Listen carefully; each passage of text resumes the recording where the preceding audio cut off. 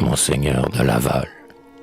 Poème lu par l'auteur à une séance solennelle de l'Université Laval, le 13 mai 1891. Ô pays de mon père, ô ma douce patrie, seul où sont enfouis tant de chers ossements, ô terre qui du sang des martyrs fut pétrie, afin qu'il en jaillit de plus pur dévouement. Parce qu'à travers les temps, ma pensée inquiète rencontre dans son vol ton passé merveilleux.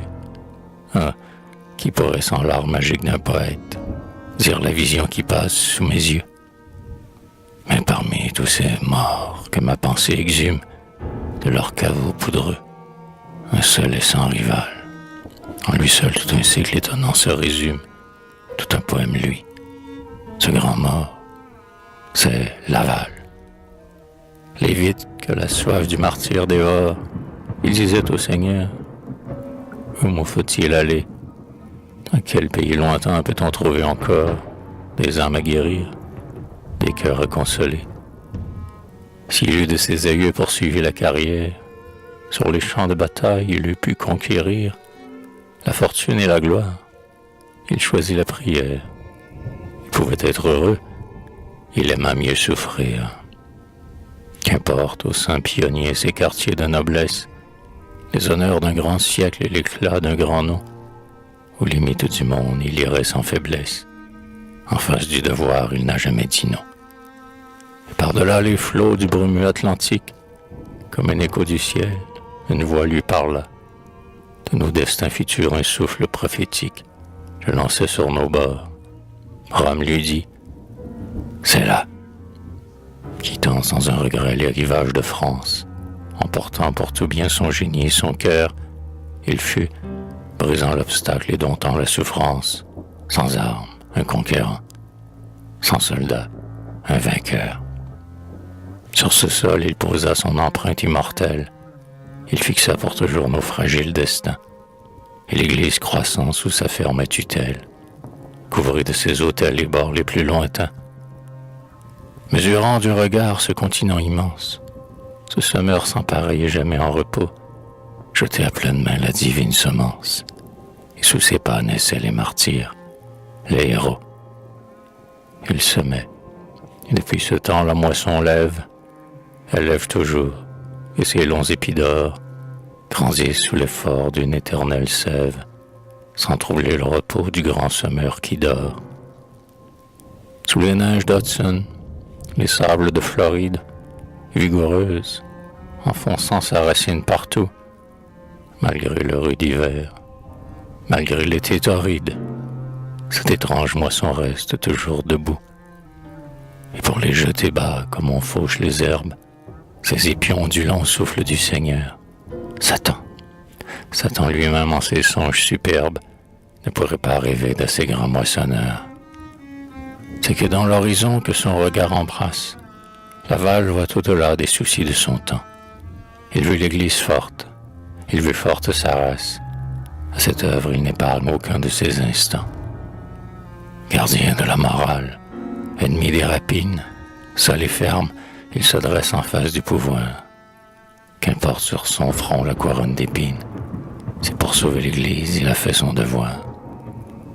Suivant droit le sentier de l'austère justice, il combat d'Argenson, résiste à Demésy, tient tête à Frontenac, et, dernier sacrifice, pleure sur le prélat que lui-même a choisi. Humble dans le succès, superbe dans l'épreuve, pour se vaincre lui-même, il mit si haut son cœur, que la coupe de fiel à laquelle il s'abreuve, il la boit jusqu'au fond sans dégoût ni rancœur. Quand l'eau de feu souillait, honte de notre histoire, le toit du paysan, le wigwam des Hurons, il offrait au Seigneur, comme œuvre expiatoire, l'eau sainte qu'il versait sur des milliers de francs. Mais de son cœur brisé, dédaignant le supplice, pour voir béni du ciel son rêve le plus cher, il s'offre en holocauste, et le fer du cilice, autour qu'il porte au flanc, mort et meurtrit sa chair. D'Argenson, d'Avaugour, de Mézy, de Courcelles, Frontenac ont passé, lui seul reste debout. Lui seul dans cette nuit où tout meurt, tout chancelle, semble braver la mort qui moissonne partout. Comme un pilier d'airain, comme un chêne des Gaules, aux hommes de son temps Laval a survécu. L'âge seul a courbé ses robustes épaules, invincible lutteur, le temps seul l'a vaincu. Que dis-je? Il est vainqueur du temps, car notre histoire, forçant l'oubli fatal qui pèse sur les morts, ne l'a-t-elle pas mis dans un nimbe de gloire, à côté des plus saints, des plus grands, des plus forts? Préparant la patrie à ses luttes futures, il souffle à qui l'entoure espoir et volonté. Il offre à l'Éternel ses deuils et ses blessures. Il lègue ses travaux à la postérité. Et cet homme oubliant, quand vint l'heure suprême, les maux qu'il a subis, les pleurs qu'il a versés, demandait au Seigneur, pour ce pays que j'aime, pour ma naissante Église, ai-je souffert assez? Mais si Laval oublie en face de son juge 10 lustres d'héroïsme et de guerre au faux Dieu, son séminaire aimé, cher et dernier refuge, à toute sa pensée et ses derniers adieux. De Montigny-sur-Avre, exilé volontaire, à l'éternel repos par le maître appelé, il meurt et, 200 ans de ce toit séculaire, martyr jusqu'au tombeau, son corps est exilé. Son cœur reposa dans l'antique chapelle, et, gage de triomphe et d'immortalité, on dirait que ce cœur, de nature immortelle, ceux qui vinrent après tour à tour l'ont porté. Oui, tous tes successeurs, apôtres de génie, émus, s'agenouillant sur ton humble cercueil, sont venus demander à ta cendre bénie, force dans le combat, courage dans le deuil. Quand de Vaudreuil vaincu désertait ce rivage, lorsque sonnait le glas d'un peuple qui s'éteint, si Pontbriand plus ferme à conjurer la rage, c'est, au noble Laval, ton cœur qui le soutint.